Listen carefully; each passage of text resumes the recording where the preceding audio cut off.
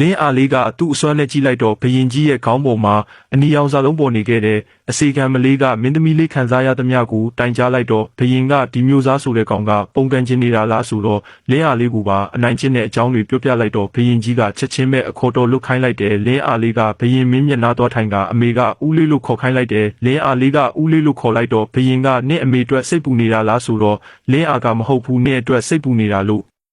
ပြောလိုက်တယ်လင်းအားလေးကိုချီတင်လိုက်ပြီးအရန်လိမ္မာတာပဲတဲ့လင်းအားလေးကဘယင်မင်းမြတ်ခံစားနေရတဲ့ဝေဒနာတွေခေါင်းကိုက်နေတာတွေမနှက်ဆူဖျားချင်နေတာတွေဒီလိုတွေခံစားနေရတယ်မလားဆိုတော့စိတ်ထဲကနေဒီကလေးလေးကဘလို့တိနေတာလဲအားလုံးကုန်မှန်နေခဲ့တယ်လင်းအားကဦးလေးစိတ်ချပါတယ်လင်းအားကဦးလေးကိုကာကွယ်ပေးမှာပါဆိုကနဖူးကိုလက်ညှိုးလေးနဲ့လိုလိုက်တော့ဦးလေးကအရန်တွေနေတာထိုင်တာရှိသွားတော့တယ်ဘယင်ကြီးကလည်းနောက်ဆိုဦးလေးကလည်းလင်းအားကိုကာကွယ်ပေးမယ်လေကုန်းကမြောက်ဖက်မျိုးစားရောက်ရှိလာကြောင်းပြောလိုက်တဲ့သူတောင်းစားကောင်ကလာတဲ့ကငိုပြီးဘယင်ကြီးကိုလာရောက်တွေ့ဆုံပါတယ်တဲ့ဘယင်ကတော့ဒီကောင်ကြီးရတာစုပ်ပြတ်တက်နေတာပဲငါညီမထက်ကိုရုပ်ကပိုဆိုးနေပါလားလို့တွေးနေတာပေါ့လင်းအားကတော့ရုပ်မာတဲ့ဖေဖေလာပြီးဆိုတော့အမေကမကြောက်ဖို့ပြောလိုက်တယ်ဘယင်ကမင်းအပြစ်ကိုတီလာမေးတော့ဟိုကောင်ကိုမော်ကြည့်လိုက်ကလင်းအားကိုမြင်တော့ဘယင်ကြီးဘေးကမကောင်းဆိုးဝါးကိုဖမ်းလိုက်ပါမဟုတ်ရင်လူတွေကိုမိုးကြိုးနဲ့ပြစ်လိုက်မယ်တဲ့ဒီသေးငယ်တဲ့မကောင်းဆိုးဝါးဟာသူ့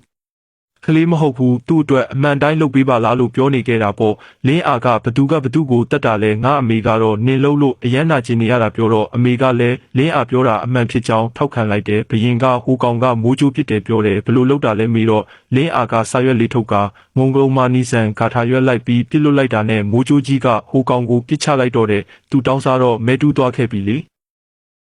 လင်းအားကဒီမိုးကြိုးမန်တန်ကသူ့ဆရာပေးထားကြောင်းပြောပြလိုက်တော့ဘယင်ကြီးကဆရာကဘယ်မှာနေတာတော့မေးလိုက်တယ်ဘာလို့ဆိုဆရာကြီးကိုဒီဖိတ်ပြီးမင်းဆရာဖြစ်လုပ်ခိုင်းလိုက်မယ်ဆိုရင်နောက်လာမယ့်အနာဂတ်မှာငါတို့နိုင်ငံကောင်းစားလိမ့်မယ်လို့တွေးနေခဲ့တယ်လင်းအားကသူ့ဆရာဟာအပြင်ကလူတွေနဲ့တွေ့မှာမဟုတ်ဘူးတယောက်မှသူ့ကိုရှာလို့မတွေ့ဘူးလို့ပြောလိုက်တာဘယင်ကလည်းမှန်ပါတယ်လို့ဖြစ်သွားတယ်ဒီချိန်မှာဟိုကောင်ကမဲမဲတက်တက်နဲ့ငါနင့်ကိုတတ်မယ်လို့ပြောနေသေးတယ်ဘယင်ကြီးကမင်းကငါရဲ့ညီမကိုလည်းအနိုင်ကျင့်တယ်ငါရဲ့တူမလေးကိုလည်းတတ်မယ်ဆိုပြီးချင်းချောက်သေးတယ်ဒီလိုကောင်ကိုဘလို့ဖြစ်ပေးတင်လဲမေးတော့ကုန်းကမသေးမချင်းတုံးတင်ကငါခုတ်တဲ့ဓမ္မကြီးနဲ့ငယ်ပါကိုခုတ်ပစ်ပြီးပြတ်သွားတဲ့အချောင်းကိုခွေးကျွေးတင်ကြောင်းမှာဖျားလို့ရှောက်တင်လိုက်တော့တယ်